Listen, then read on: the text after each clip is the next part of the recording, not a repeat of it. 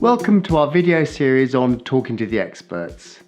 Today we're going to be talking to Camilla Collins in the second part of this series on how do you build your personal brand. Camilla is founder of multiple beauty and entertainment agencies and author of No Filter Needed. Hi Camilla, it's great to have you back in the studio. Hi Tim, it's great to be back. Thank you so much for having me here. So Camilla, to kick off, the big question, how do you develop your personal brand? By looking within instead of outside yourself. Now, this is something I promote people to do all the time because I feel that now, more than ever, we live in a very distracting world that encourages us to seek things outside of ourselves. And we get distracted by what others are doing, and we compare ourselves regularly to other people and wind up trying to mold ourselves to others' wants and needs. And all this does is dilute us. We get lost amongst all the people trying to be like all the other people when instead we should be going against the grain to stand out for the things that make us unique and capitalizing on our unique strengths and the distinctive qualities that we have. So, what are the first steps you should take?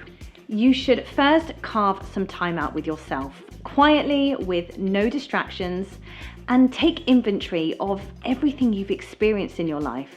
And you won't be able to do this in one sitting, it needs time, but it's a process worth doing, I promise you.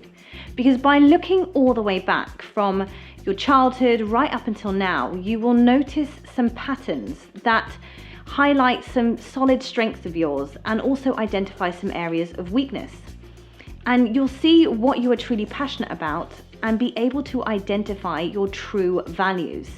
And all this information will give you a better understanding of who you are and how you work. And it's this that will allow you to craft your message to the world, to attract better relationships that are more in line with who you are. And that could be potential employees, it could be customers, clients, even friends or spouses. Well, once we've done that, what's the next step? So once you've identified the things that make you awesome, you want to think about the best way to package it up and showcase it so that other people can identify and relate to you. So think about what sort of mediums would showcase your personality in the best way, but also which method of communication you will enjoy the most. If you're forcing yourself to do something in a way you don't enjoy, then this will show through and actually have the opposite effect of what you're trying to communicate.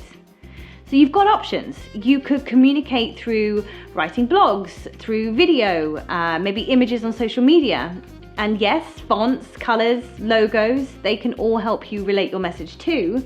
But remember, this is more the last piece of the puzzle, not the first. Okay, that's interesting. And we can come back to the content you create and how to distribute it. But it's all very well being your awesome self. Will I not alienate some people? Remember, your personal brand is putting your very best self forward and showcasing the best of you. It should tell your story without you having to tell your story, if that makes sense. It's a vibe, it gives off a particular energy. And so yes, it will likely be polarizing, attracting some and repelling others. But don't be afraid of repelling people. This is what you want, because you only want the right people to be drawn to you. Otherwise you end up wasting time and energy with the wrong people and also the wrong opportunities. And no one wins when you are trying to please all people, least of all yourself. Okay, that makes sense. When you present yourself and your brand honestly, the right people will be drawn to you. You want to put all of your focus into your strengths. Don't worry about your areas of weakness or the parts of you that you're not such a fan of. Hey, we've all got those. The wonderful thing about focusing on the positives and your passions and what you value most in life is that all the other stuff just falls away. It becomes irrelevant. So always lean into what makes you feel good, what brings you energy, and also what motivates you. And remember, your personal brand will always be a work in progress because you are constantly evolving and experiencing new things in life. So it's not set in stone, and that's actually the beauty of it. Because as you become more self-aware by working on your personal brand, you'll naturally get more confident in not only building it, but also showcasing it.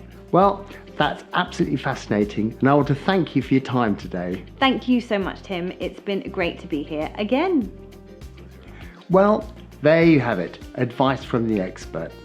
So if you'd like to reach out to Camilla or have any questions for her, please click on her contact link below. Following this series, we'll be talking about how to use content marketing to grow your personal brand.